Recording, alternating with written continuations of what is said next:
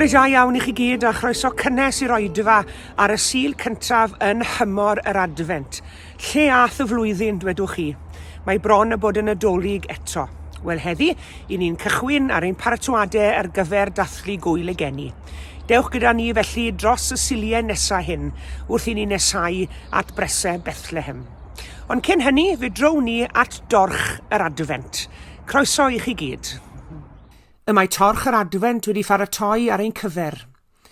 Mae yna lot o symboliaeth yn perthyn i'r dorch. Y mae'n grwn, does dim dechrau na diwedd iddi, sydd yn arwydd o gariad di-derfyn Duw tuag ato ni. Mae yna wyrddni anri, dail bythol wyrdd, sydd yn symbol o fywyd tragwyddol. Mae yna iorwg arni. Mae'r iorwg wrth gwrs yn blanhigyn sydd yn cydio i'r wal wrth ebe dyfu, sydd yn symbol o'r modd yr ydy ni drwy'n ffydd yn cydio ar ei ddiw. Mae yna lili wen sydd yn symbol o'r forwyn fair, a hefyd wrth gwrs y celyn, a ffigau'r celyn yn atgoffa ni o'r goron ddraen a wisgwyd gan Iesu Grist adeg y croeshoelio, yr eiron coch yn symbol o'r gwaed a'r hedodd ein mwy ni. Dyna gysylltu felly Bethlem a Chalfaria, cysylltu'r Nadolig a'r Pasg. Ac wrth i ni gynnau'r ganwyll gynta heddi, Cannwyll Gobaith, gadewch i ni ddweud y geiriau hyn gyda'n gilydd. Mae'n dymor yr Adfent a'r nos yn ein tir. Goleuwn y ganwyll sy'n twynnu mor glir. Mae'n ganwyll ein gobaith, ac Iesu fab Duw, yn rhoi ni'r golau i'n harwain i fyw.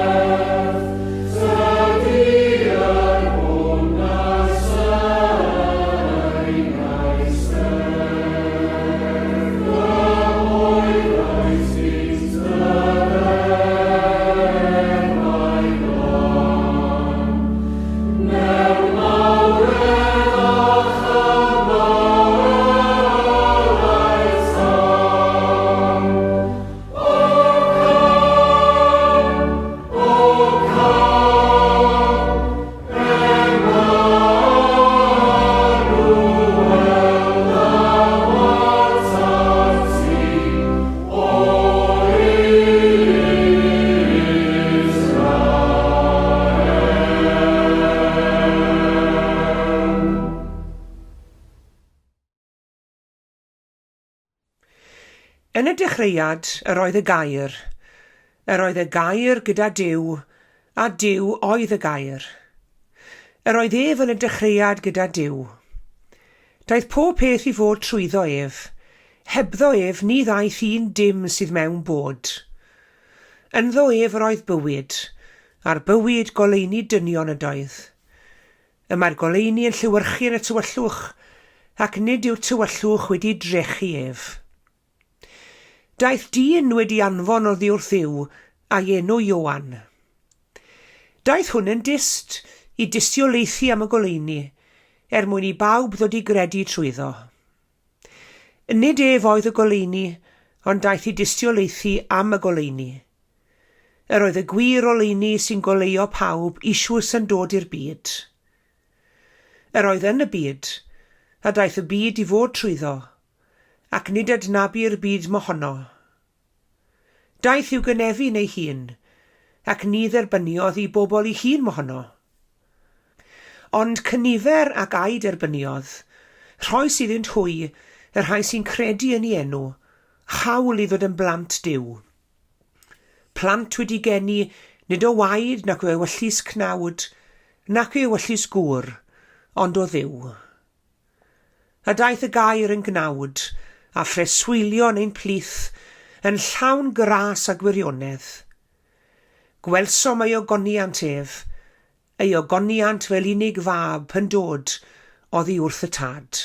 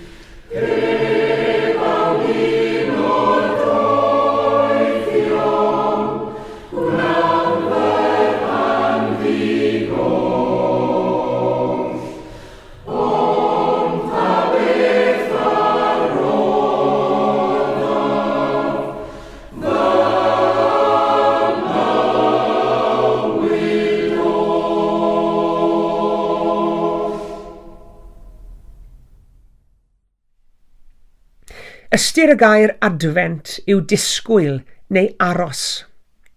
So ni wedi arfer aros y dyddiau hyn o dyn ni. Mae cyflymder a galw di-baid bywyd yn enwedig trwy gyfryngau electronig a digidol yn ein gwneud ni'n bobl ddiamynedd tost ar adegau ac yn anoddefgar o orfod aros.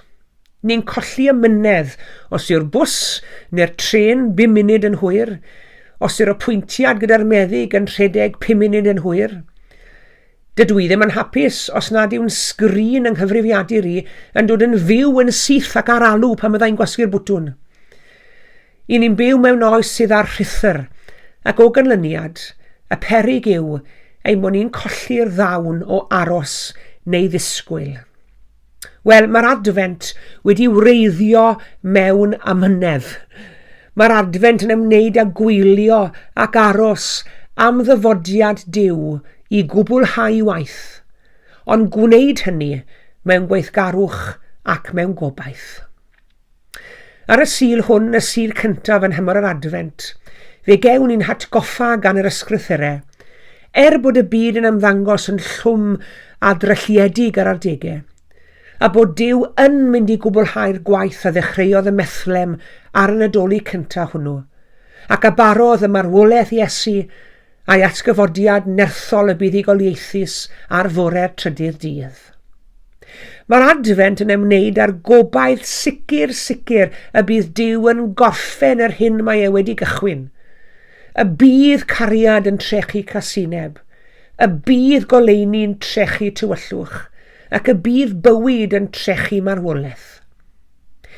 Beth yw ein gobeithion a'n breuddwydion ni ar hyn o bryd felly?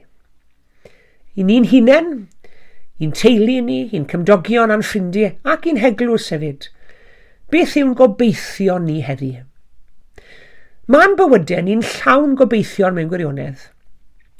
Ac ymlith o gobeithion, mae'r gobaith na welwn ni mwy o rhyfel ac anghyfiawnder yn ein byd ni. Ni'n cael ein hysgwyd i'r byw yn ni, wrth glywed a gweld yr hyn sydd yn dod o Gaza ac o Wcrain a man eraill, a mae hynny'n sicr yn obaith ac yn freuddwyd i ni. Mae eraill wedyn yn gobeithio bydd bwyd a dŵr glân gyda nhw fori. A'r rhai jyst yn gobeithio i bod nhw'n ddigon syml yn mynd i gyrraedd yn ddiogel hyd at ddiwedd y dydd hwn heddi.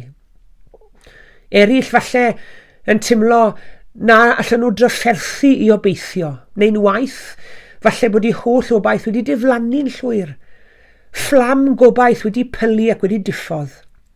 Falle bod amgylchiadau bywyd wedi signo'r gobaith mas o'i bywydau nhw, neu mas o'ch bywyd chi, wrandawyr.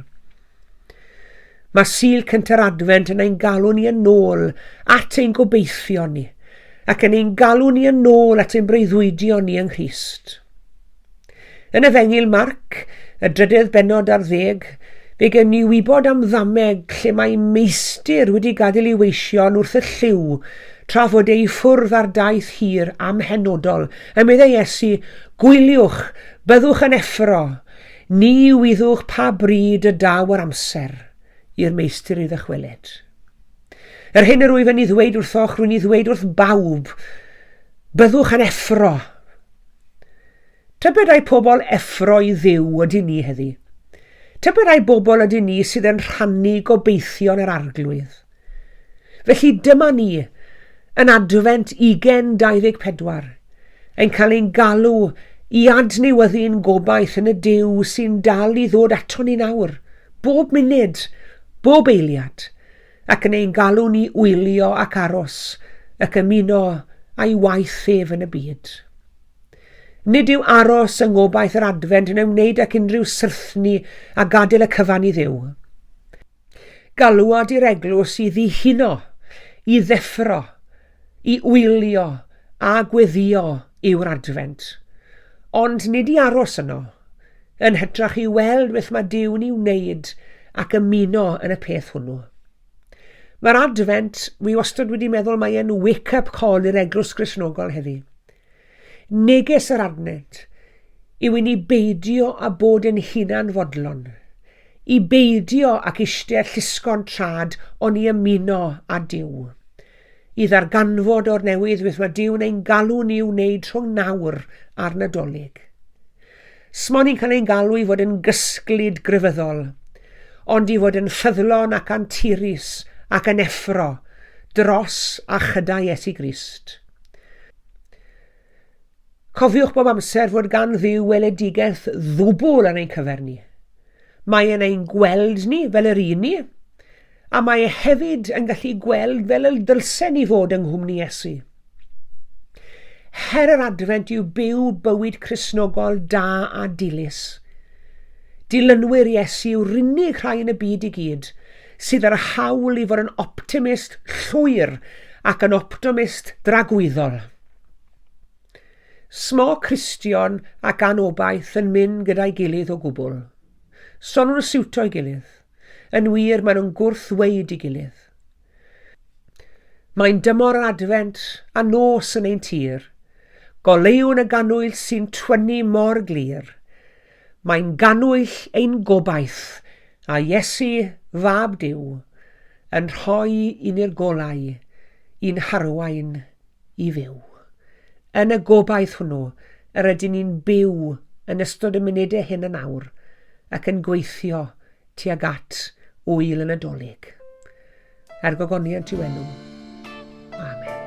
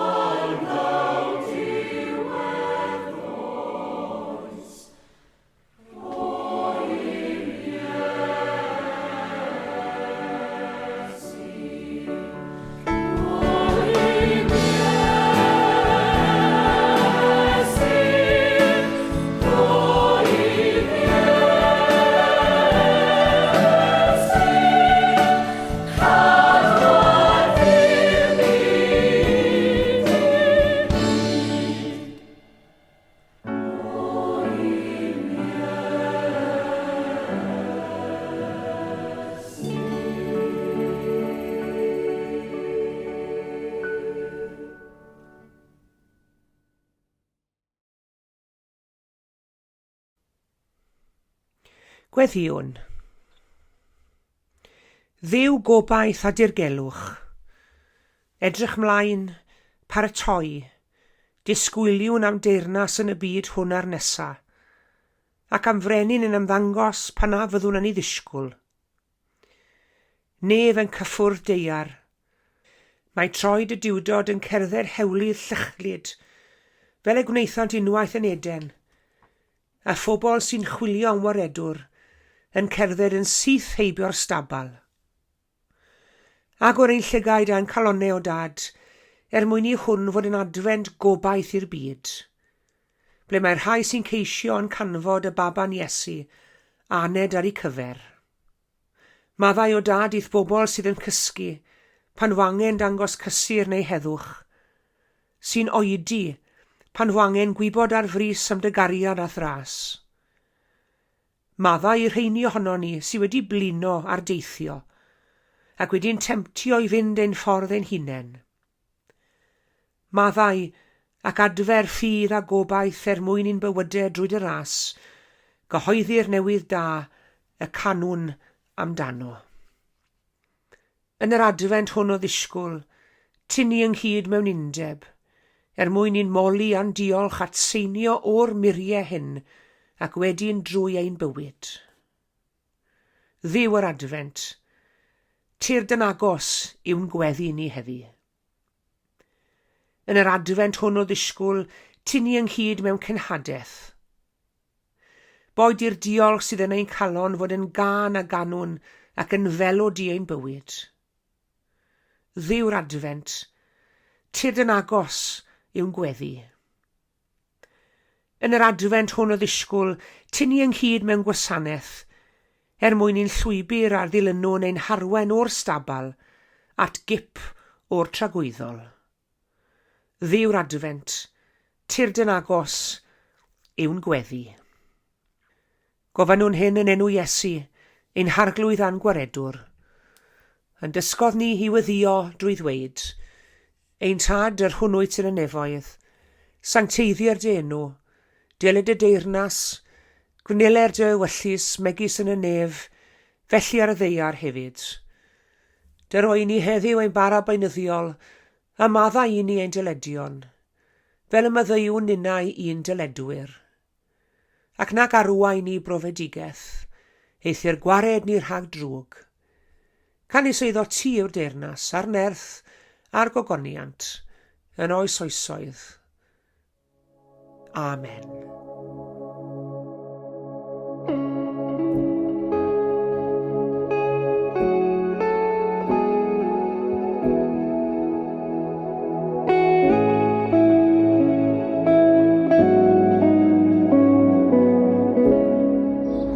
Diolch yn fawr iawn i chi gyd yma cwmni yn yr oedfa heddi. Cofiwch ein bod ni'n agor drws y calendr digidol ar y dudalen hon bob dydd o 9 tan 10 Nadolig, felly cofiwch ymuno ni bob bore. Tan y Sul nesaf felly, cadwch yn ddiogel ac yn iach, a gras ein harglwydd Iesu Grist a chariad Duw, a chymdeithas yr ysbryd glân, a fyddo gyda ni oll. Amen.